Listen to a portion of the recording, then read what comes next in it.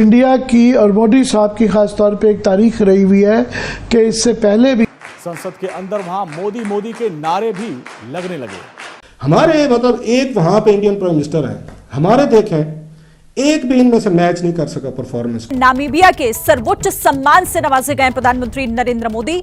इस वक्त की ये बड़ी खबर, प्रधानमंत्री को ये सम्मानित जिस तरीके से किया गया, वो तस्वीरें भी आप देख रहे हैं। होता है ना, ये लीडर होता है, वो हमेशा बात करता है। आप ये देखिए, ओवरऑल बात करें ना तो एशिया के अंदर इस टाइम मेरे ख्याल से अगर बेस्ट कंट्री है तो वो इंडिया है। ठीक है। इवन कि मैं खुद पाकिस्तान में पैदा हुआ तो मैं कई दफा ये सोचता हूँ कि काश मैं इंडिया में पैदा हुआ होता। ऐसे थॉट्स क्यों आती हैं आपको? कल 27 यूट्यूब चैनल्स ब्लॉक कर दिए गए।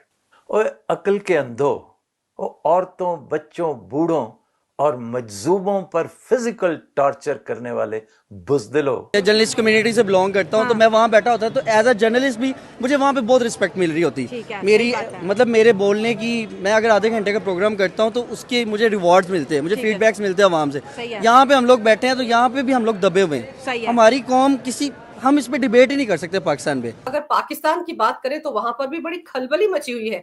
ऐसा लग रहा है कि एक तरफ आतंकवादी आ गए हैं और दूसरी तरफ उनके टारगेट पर बिलावल भुट्टो है। सही बात, खत्म हो गया पाकिस्तान, कुछ भी नहीं है हमारे लिए, सब कुछ इंडिया है। इतने सारे, मैं सिर्फ आपको प्राइम मिनिस्टर्स गिनवाए, मिनिस्टर्स नहीं गिनवाया इसमें बाकी सिविल मिलिट्री ब्यूरोक्रेसी नहीं गिनवाई मैंने। ये कितने लोग बनते हैं सर? 800-1000 बनते हैं ना। एक भी इन 20 सालों में हमारा नहीं निकला। नमस्ते दोस्तों, जय हिंद। हिंदुस्तान स्पेशल में आपका स्वागत है दोस्तों। जैसा कि दोस्तों आपने क्लिप पे देखा, जैसे ही प्राइम मिनिस्टर मोदी ने नामीबिया की संसद में अपना भाषण समाप्त किया, सांसदों ने खड़े होकर तालियां बजाई और नामीबिया की पूरी संसद मोदी मोदी के नारों से गूंज उठी।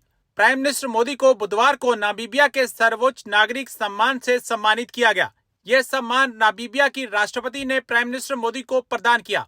प्राइम मिनिस्टर मोदी ने सम्मान मिलने के बाद और संबोधन में कहा, नामीबिया का सर्वोच्च सम्मान पाकर काफी खुशी महसूस हुई। ये भारत और नामीबिया की अटूट मित्रता का प्रमाण है। उन्होंने कहा कि मुझे इससे जुड़कर काफी गर्व महसूस हो रहा है। मैं ये सम्मान साथ साथ प्रगति कर रहे भारत और नामीबिया के लोगों तथा दोनों देशों की मित्रता को समर्पित करता हूँ। उन्होंने कहा कि भारत और नामीबिया अपनी आजादी के समय से ही एक दूसरे के साथ खड़े रहे हैं। प्राइम मिनिस्टर मोदी ने कहा, हमारी दोस्ती समय की कसौटी पर खरी उतरती है और साझा मूल्यों और बेहतर भविष्य के सपनों से जुड़ी हुई है।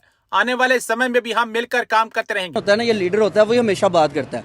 आप ये देखिए, ओवरऑल बात करें ना तो एशिया के अंदर इस टाइम मेरे ख्याल से अगर बेस्ट कंट्री है तो वो इंडिया है। ठीक है। इवन कि मैं खुद पाकिस्तान में पैदा हुआ तो मैं कई दफा ये सोचता हूँ कि काश मैं इंडिया में पैदा हुआ होता। ऐसे थॉट्स क्यों आती हैं आपको? ऑब्वियसली बात है कि ये हर मतलब न्यू जनरेशन को ये ऐसे थॉट्स क्यों आती है? बताएं, क्या चीज अट्रैक्ट? देखिए मेरी बात सुने, मैं कम से कम वहाँ पे रह रहा होता ना तो मैं 8 से 10 लाख में वैगनर परचेज कर रहा था, जो 33 लाख में मिल रही है। मैं आईफोन ले लेते हम सर, आईफोन ले लेते, मेड इन इंडिया है वो। ठीक है। मैं खुद जर्नलिस्ट कम्युनिटी से बिलोंग करता हूँ तो मैं वहाँ बैठा होता तो एज अ जर्नलिस्ट भी मुझे वहाँ पे बहुत रिस्पेक्ट मिल रही होती। मेरी मतलब मेरे बोलने की, मैं अगर आधे घंटे का प्रोग्राम करता हूँ तो उसके मुझे रिवॉर्ड्स मिलते हैं, मुझे फीडबैक्स मिलते हैं आवाम से। यहाँ पे हम लोग बैठे हैं तो यहाँ पे भी हम लोग दबे हुए हैं। हमारी कौम हम इस पे डिबेट ही नहीं कर सकते पाकिस्तान पे। खत्म हो गया पाकिस्तान, कुछ भी नहीं है हमारे लिए, सब कुछ इंडिया है। ठीक है, मैं ये कहता हूँ कि इंडिया का जो लाल किला है, सुने लेट मी कंप्लीट प्लीज। आप मेरी बात सुने कि इंडिया के अंदर अगर हम चले जाते हैं ना, आज भी मैं दो हमसाया के तौर पे ये बात कर रहा हूँ कि हमारा हमसाया मुल्क नेबर है हमारे, इंडिया में आज हम चले जाएं, हमारे वहाँ पे रास्ते खुल जाएं। हमारे मतलब एक वहाँ पे इंडियन प्राइम मिनिस्टर है, हमारे देखें एक भी इनमें से मैच नहीं कर सका परफॉर्मेंस को, जिसने वो अपने ये जो करोड़ों अरबों रुपए मतलब बनते हैं, जो उन्होंने वो घर ले गए, साथ ले गए, कि जो तोशा खाना में जमा करवाते हैं या उनकी पब्लिक ऑक्शन करवा के पैसा उठा के वो उसमें उस सरकार के एजुकेशन फंड में डालते हैं या उसमें बच्चों की तालीम पे डालते हैं। किसी एक प्राइम मिनिस्टर को जरूरत नहीं। मैं पीछे नहीं जाता, चले 2002 से ले लेते हैं। 2002 में देखे जनाब मुशर्रफ थे, सारे के सारे तहफ़ वो घर ले गए सर, एक भी नहीं छोड़ के गए, वो सब लेकर गए और हंड्रेड्स ऑफ तहफ़ थे। और 2004 में उन्होंने रिपोर्ट करने छोड़ दिया, जो आ रहा था सीधा आर्मी हाउस जा रहा था। ये जरा देखते हैं कि कोई एक बंदा हमारे यहाँ नहीं निकला जो बैठ के टीवी पे ये कह सके, जो नरेंद्र मोदी साहब ने कहा, जी मैंने कोई एक भी नहीं रखे, सारे के सारे मैंने जमा करवाए, ऑक्शन कराए, पैसा एजुकेशन में डाला। जनाब मुशर्रफ साहब, उनके वजीरों को छोड़ किसी वजीर ने जमा नहीं करवाया था। डिटेल है मेरे पास, कोई चैलेंज करे दिखा दूंगा आपको। इसका शौकत अजीज साहब अरबपति थे माशाल्लाह, वो बादशाह कोई उसमें 900 के करीब आपने देखे होंगे, हालांकि मैंने काउंट किए थे उस वक्त, खैर मेरी को उसमें हो सकता है डबल काउंटिंग होगी, 1100 मैंने किए थे उस वक्त। 25 करोड़ रुपए के उस वक्त तहफ लेकर गए थे। इसके बाद जनाब ये जमाली साहब, जफरुल्लाह जमाली साहब सारे तहफ लेकर गए। चौधरी शुजात साहब बने कुछ अर्से के वज़ीर आज़म, वो लेकर गए। इसके बाद गिलानी साहब आए जनाब, तो वो वज़ीर आज़म बने, वो सारे तहफ लेके गए उसमें। उसके बाद सदर जरदारी साहब आए, वो सारे तहफ लेके गए। फिर इसके बाद ये राजा परवेज अशरफ साहब आए, वो तहफ। मैं वज़ीर आज़म की बात कर रहा हूँ जिन्होंने, मैं इंडियन काउंटर पार्ट का बता रहा हूँ कि इंडियन काउंटर पार्ट के मुकाबले में हमारे यहाँ क्या हुआ है। अगर पाकिस्तान की बात करें तो वहां पर भी बड़ी खलबली मची हुई है। ऐसा लग रहा है कि एक तरफ आतंकवादी आ गए हैं और दूसरी तरफ उनके टारगेट पर बिलावल भुट्टो है।